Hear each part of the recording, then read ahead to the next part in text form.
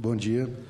Meu nome é Alessandro De Leon, sou da Universidade da Juventude, membro do Conselho Nacional de Juventude e militante das políticas de juventude desde jovem. E eu me lembro, desde 1996, que a gente vem falando dessa pressão demográfica, que é a maior geração de jovens da história desse país, e a gente apontando que ia ser o maior massacre da juventude na periferia, e efetivamente foi o que aconteceu, com a insuficiência e a descontinuidade de recursos, principalmente para as periferias das grandes cidades. Isso tem mais de 10 anos.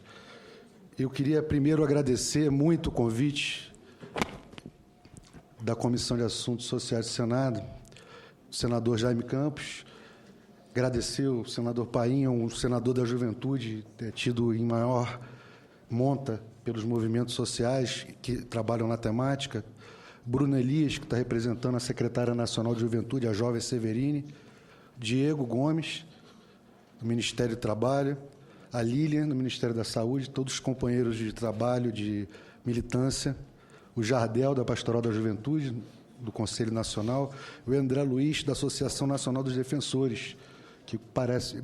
Me lembro que até tentou... E ele ia entrar no Conselho, não é isso, Rodrigo? A Associação Nacional chegou a... Foi a OAB que entrou. E eu queria primeiro restabelecer algumas coisas interessantes, que muita gente fala que na década de 90 começou a preocupação com a juventude, né? Aí a gente foi fazer algumas pesquisas e descobriu que, em 1938, no Estado Novo, foi criada a Organização Nacional da Juventude. Isso dentro do Ministério do Exército, ia ser uma organização paramilitar, imagine essa, para doutrinar os jovens.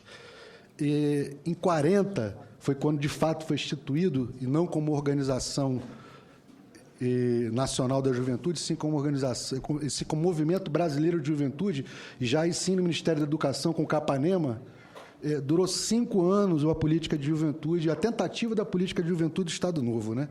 Com muita disputa, ficou 3 anos disputando se ia ser um braço do Exército ou se ia ser um braço de civilidade, né? De educação cívica, né? E ganhou o Capanema, mas isso aí não servia para ninguém, esvaziou-se esse núcleo pensante relacionado com a juventude. No ano... Teve o Collor, que criou o Ministério Extraordinário da Juventude, pouca gente sabe disso, ministério de um homem só, mas estava lá, e não conseguiu avançar. Olá, companheiro.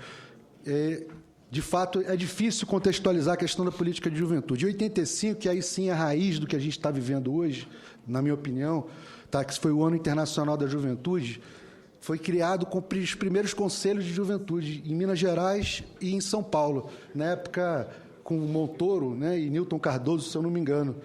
Isso foram aqueles conselhos dos amigos, né? Não sabia direito como é que faz um conselho, como é que compõe uma concertação, e nem era a época, era uma democracia muito nova, né? E na década de 90, a gente teve a pulverização de organismos estaduais, municipais de juventude, o início de uma comunidade solidária, que é tratando a juventude como qualificação apenas, que é uma das facetas da questão da juventude. Isso vem ganhando peso. Hoje temos 51 milhões de jovens, de 2000 a 2010 é a nossa onda jovem, nosso bônus demográfico, é a maior geração de jovens da história desse país, não vai ter uma nem para frente nem para trás. Tá? Isso significa que é uma pressão por políticas públicas, pressão pela presença do Estado, pressão na educação, que vem sendo, eu diria que, respondida de uma forma... vagarosa pelo poder público e, da mesma forma, pelo parlamento, a parte de juventude, as primeiras comissões em 99, tentativas de reunião, 2003, o nosso companheiro Reginaldo Lopes, aí, então presidente da Comissão Especial de Política de Juventude, fez a mesma coisa que agora o Senado está fazendo, foram para os estados conversar com a juventude, isso em 2003.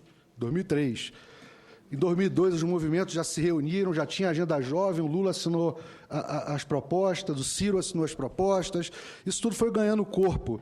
Em 2003, a Comissão de Juventude, o primeiro emprego foi criado, foram em 4 anos, foram mais de R$1 bilhão gastos no primeiro emprego, com efetividade baixíssima, descontinuidade novamente, e cai o primeiro emprego, e cria-se o Projovem, e novamente nós não vamos na política, nós estamos nos programas, o que a gente está tentando sanar agora com a discussão do Estatuto.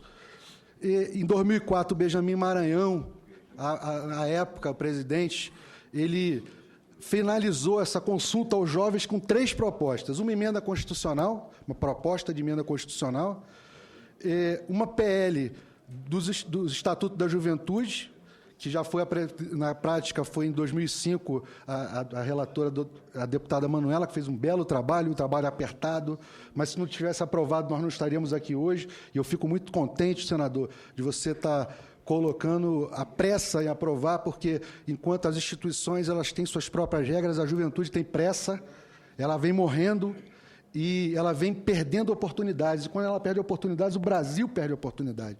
Porque a questão da onda jovem não é só aproveitar os jovens para o benefício econômico ou para eles se inserirem, é também, daqui a pouco, esses cidadãos vão ser a maior geração de jovens, que não são mais jovens, vão ser adultos e idosos, sem previdência, porque essa previdência não aguenta até lá.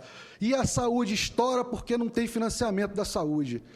Então, companheiros, a gente está tratando de uma geração que tomou lombo desde criança e adolescente até a saúde e a previdência, porque, em continuando do jeito que está, é paulada que a gente vai tomar até morrer, porque, na prática, o que está acontecendo é que tem uma geração que está morrendo 50 mil jovens por ano.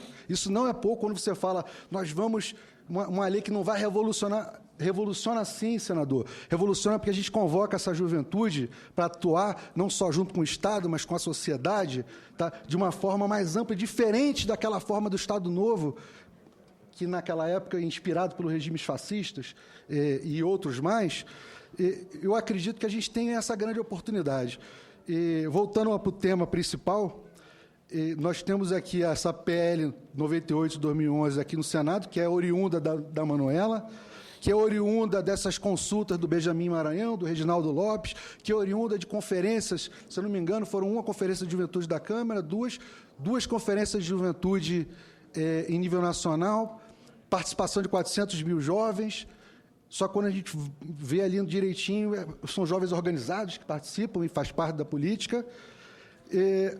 E ela dispõe basicamente o direito dos jovens, que o doutor André Luiz colocou, né, que está colocado, bem colocado, tanto direito de primeira geração, segunda geração, terceira geração aparece, não aparece ainda os de quarta, quer dizer, você não tem direito à informação ainda de forma consolidada, você tem direito à comunicação, que é a forma de interação, mas o meme, que é a informação, não está regulado, e é importante regular.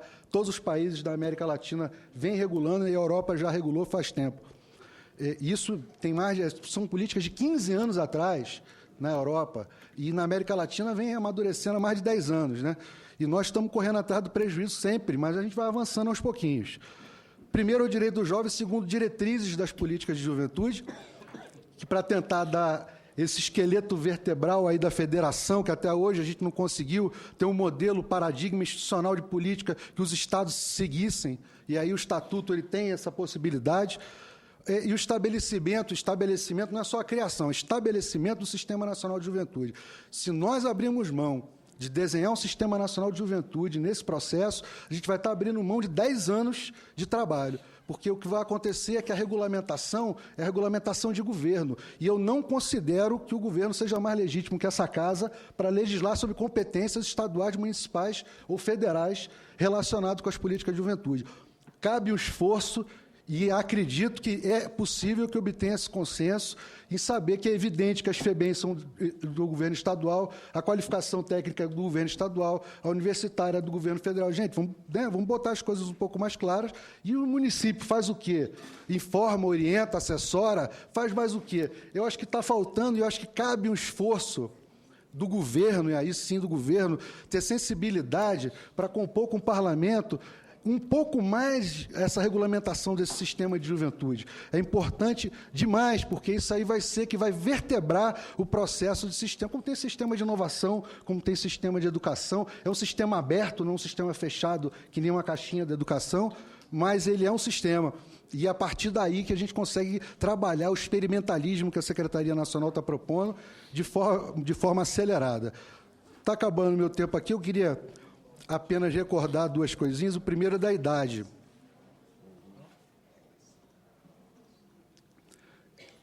Quando a gente... E aí eu peço para as consultoras olhar a Constituição de 88. A Constituição de 88, quando a gente vai lá, é criança, adolescência e juventude, né? Não sei se o pessoal reparou, tem um capítulo, criança, adolescência e juventude. Esse capítulo foi porque a gente não conseguiu chegar à época, e eu era piculinho desse tamanho, mas eu estudei, que eu não sou maluco. Entendeu? O final do que é a juventude.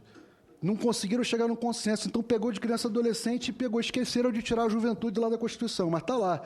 Agora, querer dizer que juventude é a partir de 18 é querer dizer que macaco é limão, entendeu? Porque o jovem não é a partir de 18. Jovem a entrada na juventude é biopsicológica, é biológica, é social.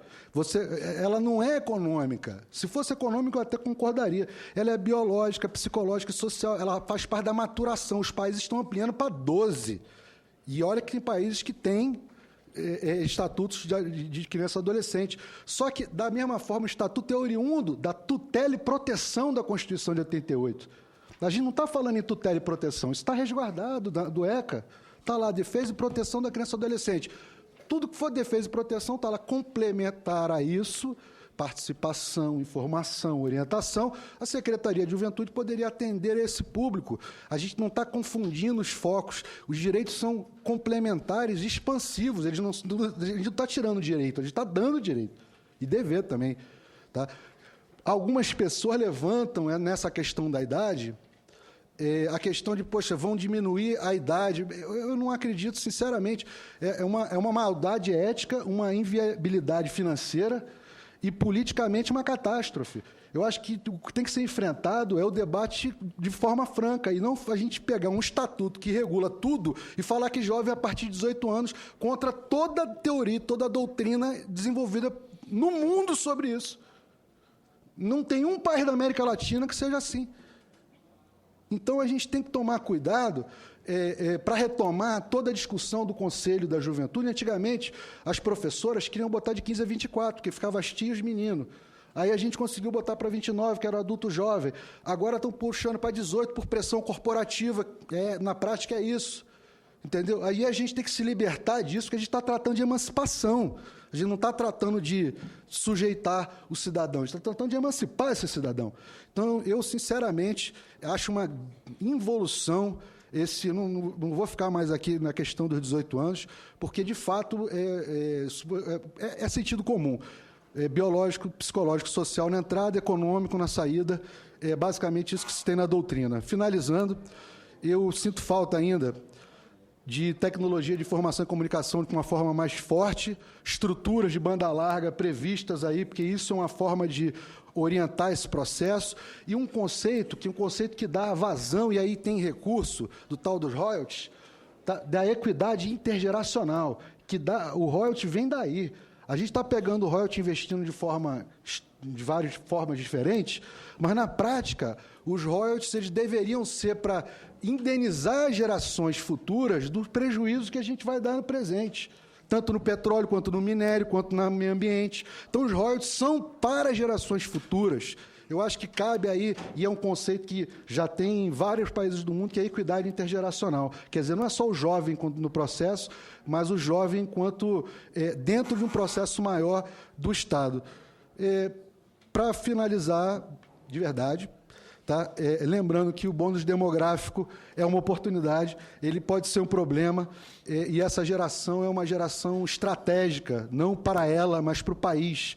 Quer dizer, não é só deixar de aproveitar as oportunidades que a gente está tendo, e sim a gente botar no buraco mais uma geração de jovens. 50 mil jovens morrendo por ano, 8 milhões de jovens que não trabalham e não procuram emprego, de 51 milhões de jovens. A gente amplia a educação, amplia a universidade, amplia ensino técnico e ainda falha em questões mais básicas, que é o direito fundamental principal, por exemplo, que é o direito à vida.